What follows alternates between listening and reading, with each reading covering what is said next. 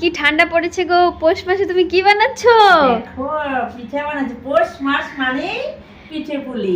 একদম একদম, কি বানাচ্ছো এটা? পিঠে বানাচ্ছি, তার জন্য যে নারকেল কোড়াচ্ছি, নারকেল, তারপরে যে দেখো চালের গুঁড়া করলাম, এই যে গুড়, খেজুর গুড় ছাড়া তার পিঠা দারুণ গন্ধ বেরিয়েছে গো গুড়ের।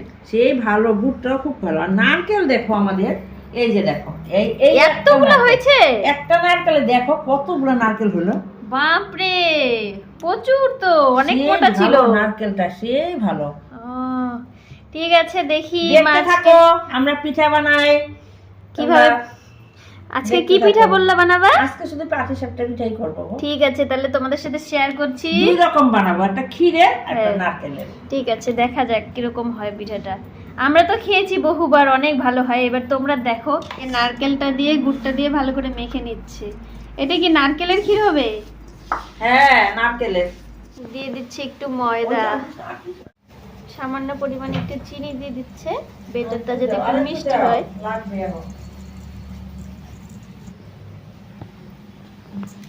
একটু নারকেল দিয়ে দিল, এটা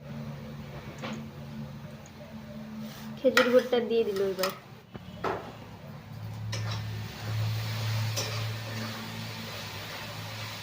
দিয়ে দিচ্ছে গরুর খাঁটি দুধ।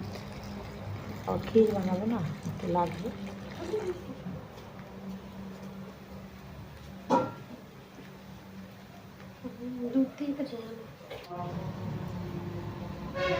দেখো বেটারটা কি সুন্দর ভাবে মিহি হয়ে গেছে, কি সুন্দর হয়েছে, একদম পাক এসে গেছে নাড়ুর মতো। হ্যাঁ, এটা হচ্ছে নারকেল আর গুড়ের ক্ষীর।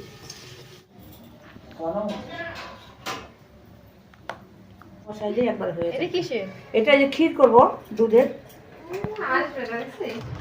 এই দেখো মা ক্ষীরটা বানাচ্ছে। এই ক্ষীরটা কি দিয়ে বানিয়েছে বলো তো? এই ক্ষীরটা বানিয়েছে চালের গুঁড়ো, চিনি আর দুধ, এটা দিয়ে ক্ষীরটা বানিয়েছে। আর এটা হচ্ছে নারকেলের ক্ষীর। নারকেল নাড়ু যেরকম বানায়, তো সেরকম করেই পাক দিয়ে নারকেল আর গুড় দিয়ে, খেজুর গুড় দিয়ে বানানো।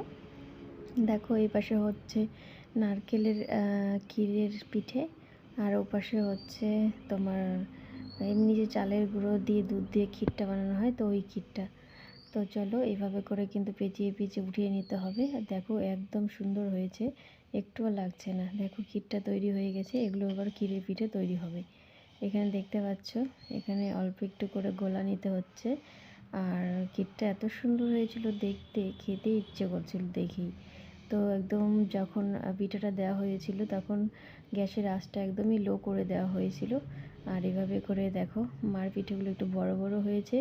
আগেরগুলো বুনু বানিয়েছে, পরেরগুলো মা বানিয়েছে। দেখো বড়গুলো দেখতে একটু বেশি মনে হচ্ছে যেন ভালো। তো দেখো যাই হোক, ভালোই হয়েছে, আগের পিঠেগুলোও ভালো হয়েছে।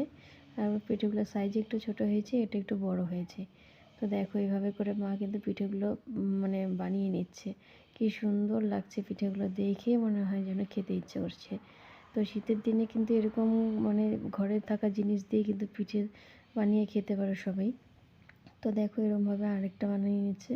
তো তোমাদের যদি ভিডিওটা ভালো লাগে তাহলে কিন্তু অবশ্যই লাইক কমেন্ট শেয়ার করে দিও। তো চলো টাটা, আজকের মতো এখানেই শেষ। দেখা হচ্ছে নেক্সট।